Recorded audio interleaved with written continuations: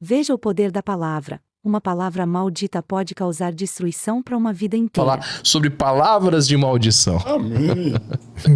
Amado, é muito sério. Desde que tudo foi criado, daqui sai bênção e maldição. Daqui sai vitória e derrota. Nós tivemos uma situação no meio oeste catarinense. Fomos fazer uma cruzada, né? E lá estava um grande amigo, que creio que está aqui no Paraná, em Palmas, né? Pastor Alcídio Pop. Nunca mais vi, né? E se ele vê o podcast aí, saudade. Muita saudade.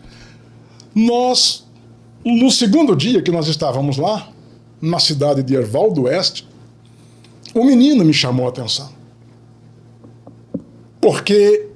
Primeiro porque ele era um menino muito lindo, muito radiante. Mas eu digo, mas por que esse menino me chama a atenção? E eu estava pregando e focava o menino. Eu estava pregando e focava o menino. Aí chamei o dirigente da igreja, o pastor Alcide, e perguntei, esse menino, pastor, ele é filho de membro da igreja? Ele disse, não, é visitante, eu não conheço. Aí eu chamei ele veio, né? Peguei ele no colo e perguntei, o pai ou a mãe dessa joia rara está aqui? Aí uma senhora levantou a mão e eu disse, faz favor, vem aqui. Aí ela veio e eu desliguei o microfone e perguntei para ela, por que esse menino é diferente? Ela disse, porque ele nasceu surdo e mudo.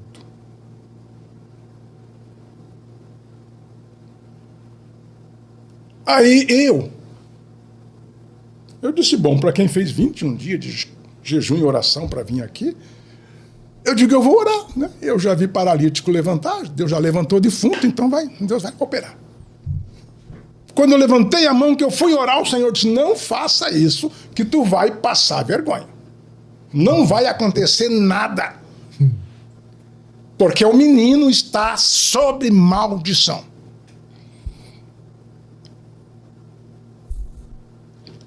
Aí eu perguntei para ela, quem foi que amaldiçoou esse menino? Foi você?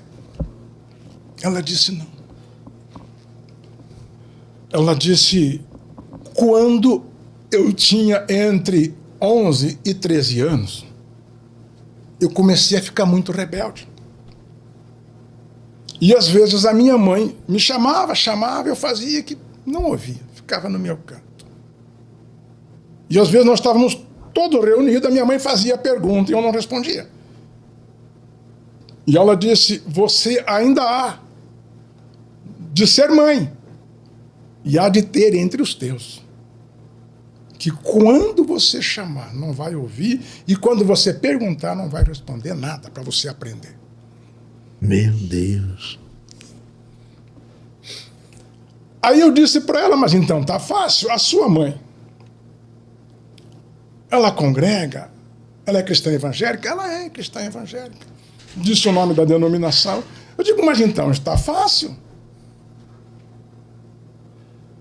Quando você retornar, você conversa com a sua mãe, né? E pede para ela impor a mão no netinho. Ela disse, Deus o livre. Eu moro nos fundos da casa lá, do quintal, ela vai me tocar de lá. E eu todo penalizado, eu digo, Senhor, ele disse não. Tem a ver com a avó. Tem a ver com a avó. Aproveitando, posso?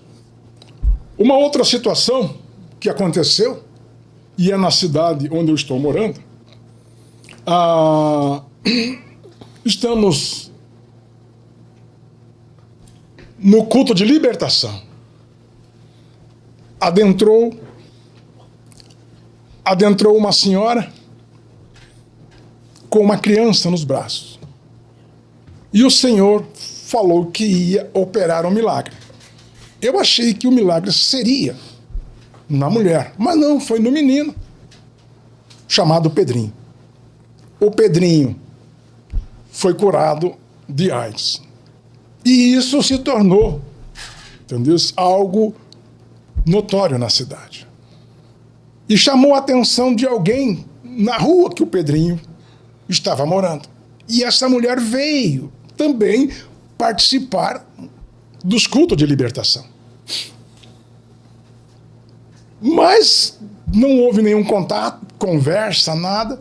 Só que ela colocava R$2, R$3 na salva e botava R$50 no meu bolso.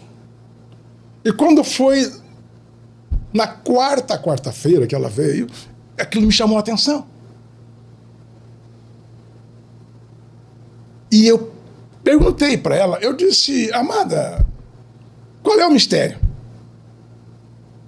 Por que a senhora está colocando R$50 do meu bolso e na salva a senhora coloca 2, 3, 1? Ela disse, eu sou vizinha do Pedrinho. E eu creio que com as suas orações, eu creio que eu vou ficar curado. Quando ela disse isso, o Espírito Santo me deu graça em forma de visão e eu vi um tumor que já tinha sido diagnosticado nela.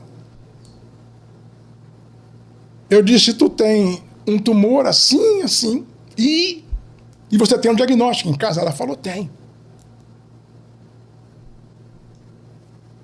Eu disse, eu quero dizer para você que as tuas ofertas colocadas aqui, no bolso do pastor, do profeta, não vão te ajudar em nada. Eu disse para ela, você teve uma contenda muito grande com uma cunhada.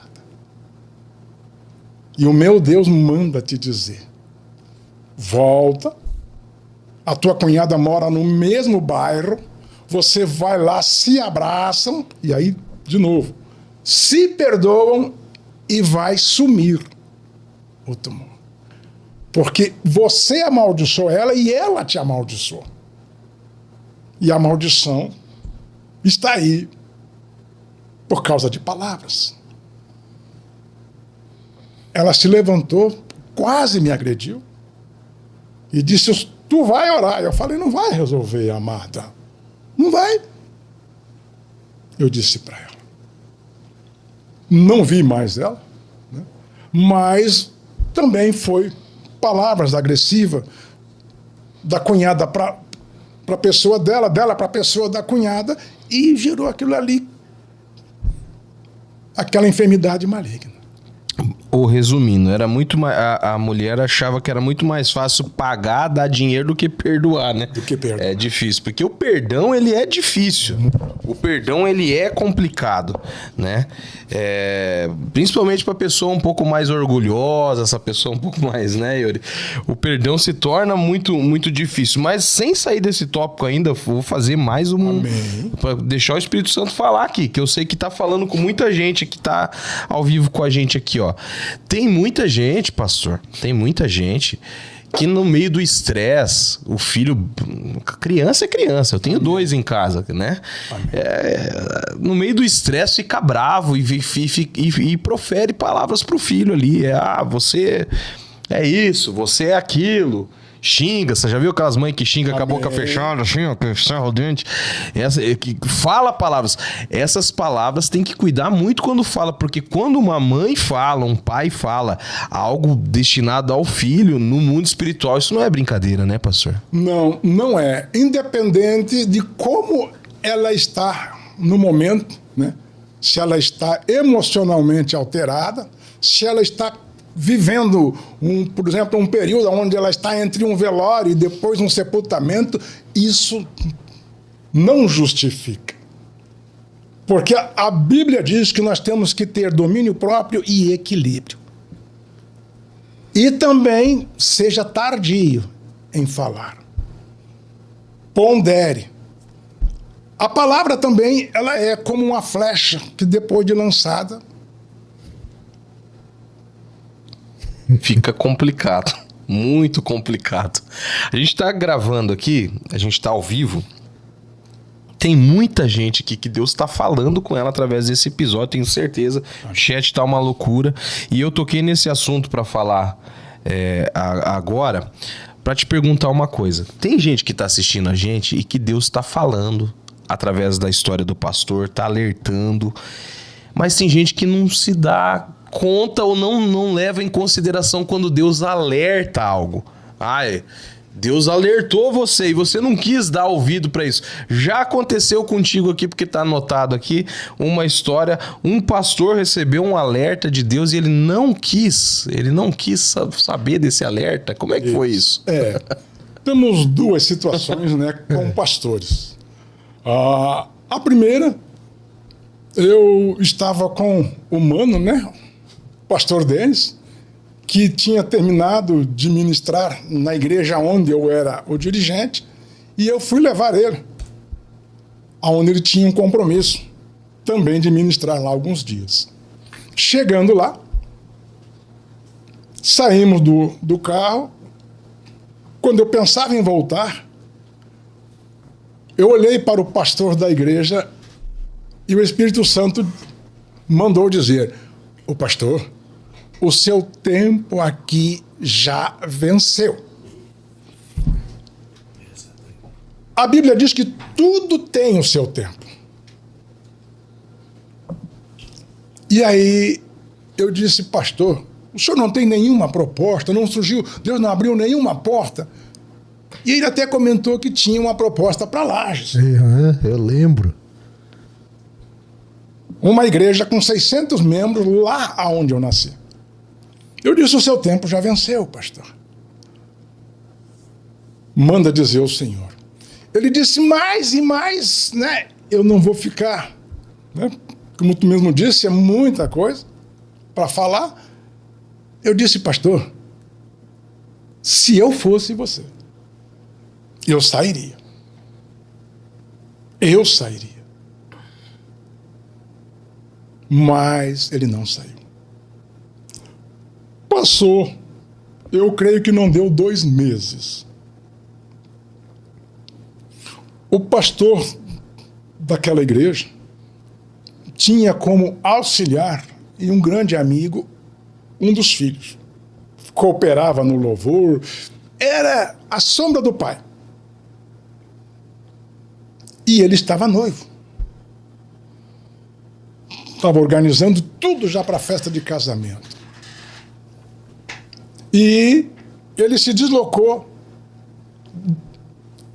da cidade aonde o pastor estava pastoreando para Itapema, ele e a noiva, para provarem as vestimentas, as vestes do casamento. Quando eles estão se deslocando, não sei qual era o modelo de caminhão, mas cortou a frente deles. Eles estavam numa moto e pegou no rodado traseiro e deu óbito o filho e aquela que seria a nora. Eu me preocupo quando algumas pessoas dizem: mas Deus está no controle. Mas no controle do quê? Porque já começamos lá no paraíso. Ele disse para o Adão: domine. O controle está na tua mão. Quando é coisas impossíveis, é ele, mas o possível é conosco. Então, infelizmente, houve esse duplo óbito, né? Porque o pastor não saiu. E aí ele ficou tão desgostoso, eu conheço ele, depois eu tive até a oportunidade de pregar, que aí ele teve que sair de lá de tanto desgosto, porque era um filho querido do altar, que estava ali junto com ele, e o outro que não ia na igreja, ficava fazendo as folias, e essa perca levou ele a sair de lá. Ele não quis sair. Quando o mano levou a orientação para ele e aconteceu tudo isso, ele saiu. Depois eu fui ministrar ali no meio oeste e ele estava lá na igreja. Hoje eu perdi o contato com ele, Mas até aquele tempo que eu fui lá ministrar, ele sentia, mano, a perca daquele filho querido. E ele disse, eu não me achei mais. Daquele dia que eu perdi meu filho, até hoje eu luto para sobreviver, mas não consigo me achar mais.